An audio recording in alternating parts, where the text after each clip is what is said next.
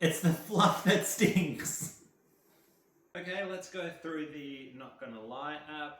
We had a couple of questions come through. There's about 8 here.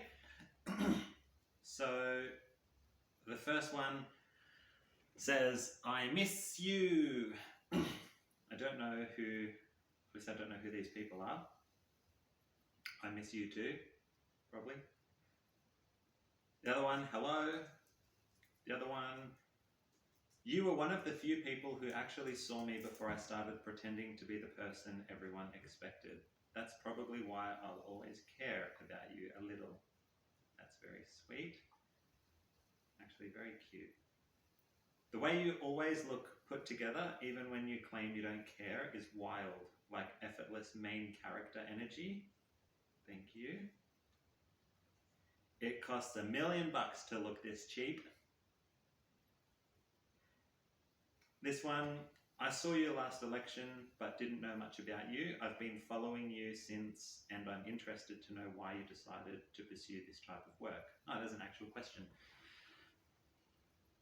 I decided to pursue this type of work because I don't like big government that is unaccountable, inefficient, wasteful.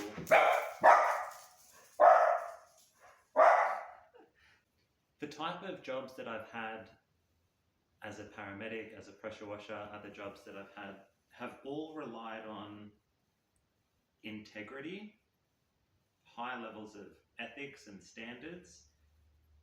There's an expectation of delivery and that you will be able to complete a task or a service. And as paramedics, typically when we're on scene, somebody, inevitably, there will be distance placed between ourselves and the patient where we're working and the public. Maybe the police will create a barrier. Maybe if we're in a shopping center, they'll bring around some screens. Typically what's going on is the work that we're doing is being shielded from the view of the public.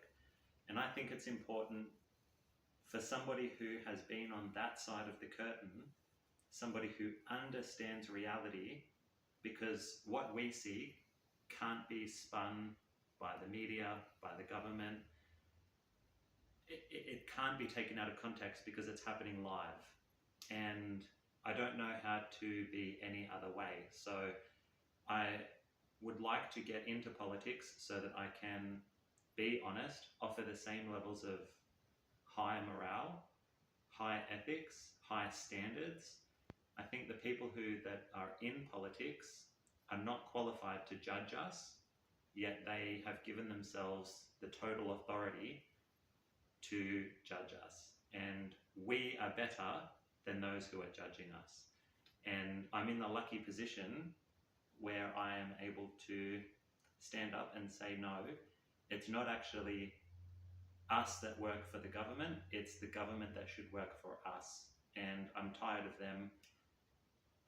them focusing on areas that don't matter, wasting time, wasting money, and over-regulating those areas, and completely under-regulating and under-delivering in critical areas. So they just make no sense. The next one. Can we be besties? That's probably somebody who said, I miss you, with a lot of the same extra letters.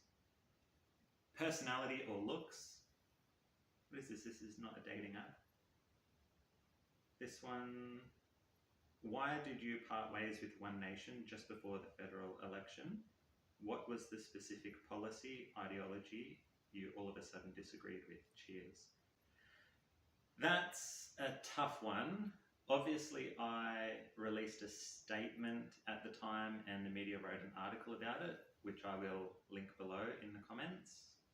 The amendments to the Criminal Code, Hate Crimes Bill, were very controversial to a large number of people in the community.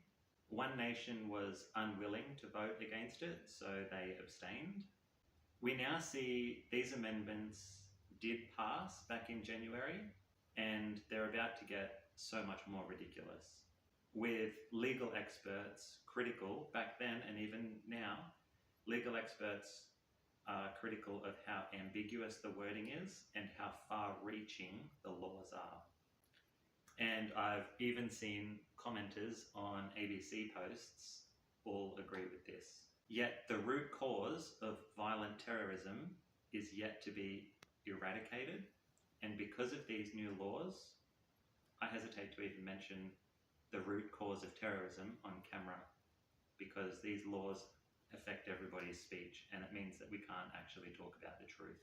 So just more of the same: over-regulation in useless areas, under-regulation in critical areas, failing to deliver real outcomes for people, and all this at the same time that the government is using extremist language to describe patriots and freedom thinkers. Also, the senior executive of the SA branch of One Nation are complete human trash and scum. I was on a Zoom call with them, and they didn't know that I was on the Zoom call, and I heard them talking for a very long period of time about how they hated the fact that I was gay, and how the voters of Barker would never vote for a gay because they were simple. I was still under contracts with them at the time, and including this in my statement was seen to open me up to legal difficulties. Even though the truth is always a defense against defamation, I don't have endless amounts of money to start fights that I know that I would win, but I don't have the resources to pursue. So there was that. But many of those cowards who were senior executives within the party have now quit or been fired or are in different roles. So a lot of those cowards are no longer in that position, so I can speak about it. But make no doubt about it that the SA branch of One Nation will take us backwards. I don't regret any of my time that I spent with Pauline. Her and I, we were quite close. We spent a lot of time together. We got on really well, actually. But the teams that she surrounds herself with are scum and utter trash. And you can see that in how the party has rebranded itself. They've taken Pauline's name out of the party, and now the party is just running along with its own ideologies, and particularly against gay people. So, trash. So, they're a disaster. That got my hands a little bit sweaty. That was it. That was the last question. So, there you have it. Thank you. Please continue asking me questions. I actually love it. I have no idea of finding out who these people are, but the link is still on my Facebook page. So if you go to my Facebook page, you can still click on that, type a question, and when I get around to it, I'll make another video. Thank you.